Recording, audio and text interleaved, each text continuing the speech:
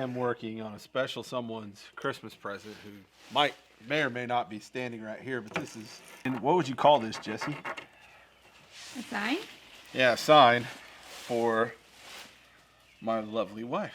It's my idea. I know what it is because I kind of picked it out from that place where all creativity starts, Pinterest. Pinterest.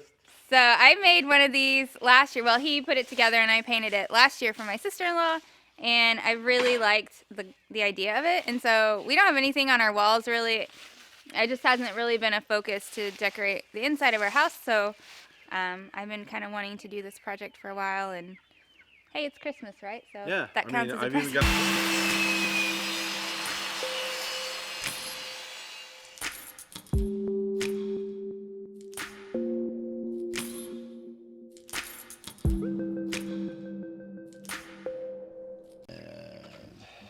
If that's the case, then You missed the spot.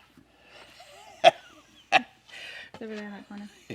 I've missed several spots with this paint job here. I may have to get my heat gun out and dry this off. This might be the dumbest thing I've ever done. No. Because I don't know if it's doing anything.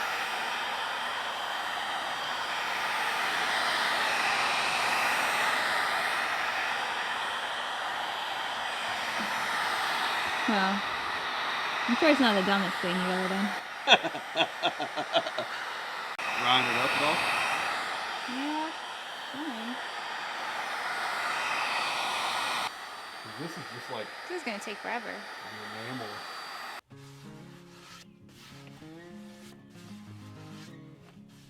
You want to know where I learned to paint? My grandpa, who is in his 80s now, who we call Gramps affectionately, or Grampsy Poo if you've known him for a long time. And when I was probably 13 or 14, that's one of the things he did. He retired at a fairly young age, but one of the things he always did was he was a handyman, and so he would always get painting jobs. And when I got to be old enough, a lot of times he would have me come help him. And I think it was just a way for him to spend time with me and some of my brothers. And that's where I learned to paint. Man, he can paint, and anytime up until just in the past few years, anytime anybody had anything to paint, he's probably painted so many of his family's houses and rooms and interiors. It was just kind of like his love language. Him and Jessie have painted. All my sister-in-laws have all painted with him. I don't know how much he paints anymore, but I'm sure he probably still could. But every time I paint, that makes me think of him. And I thought, there's so many like little parts to it. I think that it would. I couldn't see you. Oh, there you are. Well, that paint worked a lot better. So we're gonna have to let it dry before he puts the second coat on. We're gonna go down and look for arrows. Hmm? Can Can we swing you? Sure. Oh, it's so heavy. So we haven't been out here in our creek for a while, but the snow melted and it's been actually pretty warm. So we're gonna take some of the kids down and see if we can find any arrowheads today. And we've never brought you guys along, I don't think. So we're gonna take you guys along today and show you our favorite place on our whole property.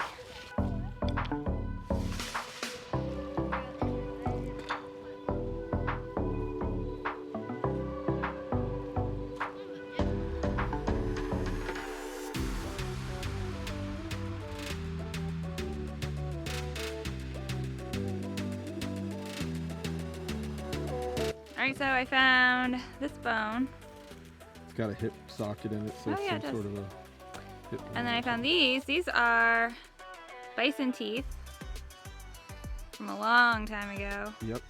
We have several of these at home. They're always really fun to find though.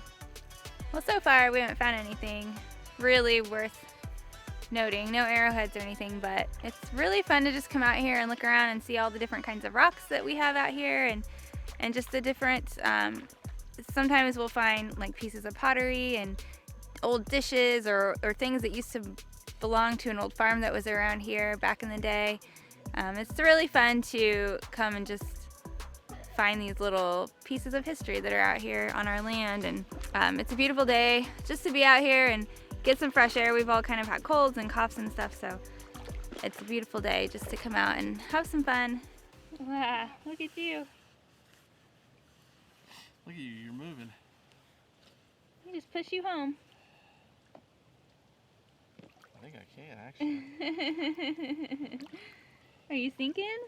A little bit. Starting last February, we started finding arrowheads, and I think we found a total of somewhere in the neighborhood of about 40 different arrowheads on our property from this creek. So it's just one of our favorite kind of family things to go do. But one of the cool things is when you find an arrowhead, you know, there's a story that goes along with it every time, and it's just really cool to think about that. You're holding a piece of history of people that were here before any of us and lived off the land, and that's just really cool and something that we think about when we do find them. A big tree out there. Yeah. It's melted a lot. No, there's no eggs in it. Nope. Run fast. Run.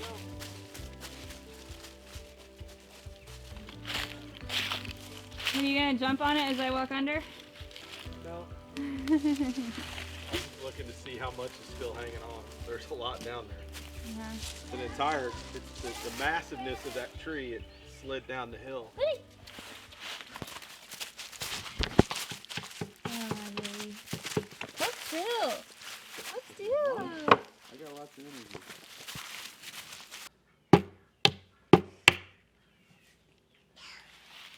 It helps to use the right tools, but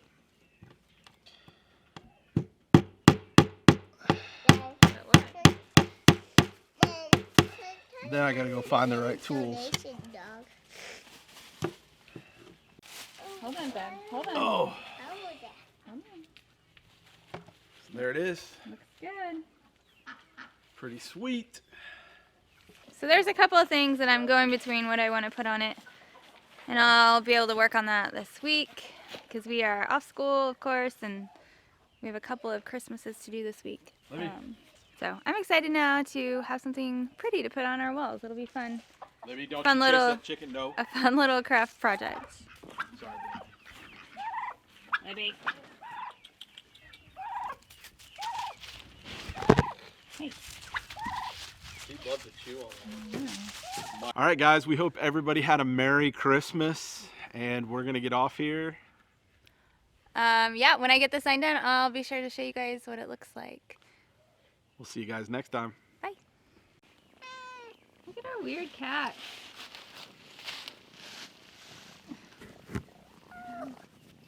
That's 3 generations. Oh my gosh, there's 3 of them in there. 2 generations of cats.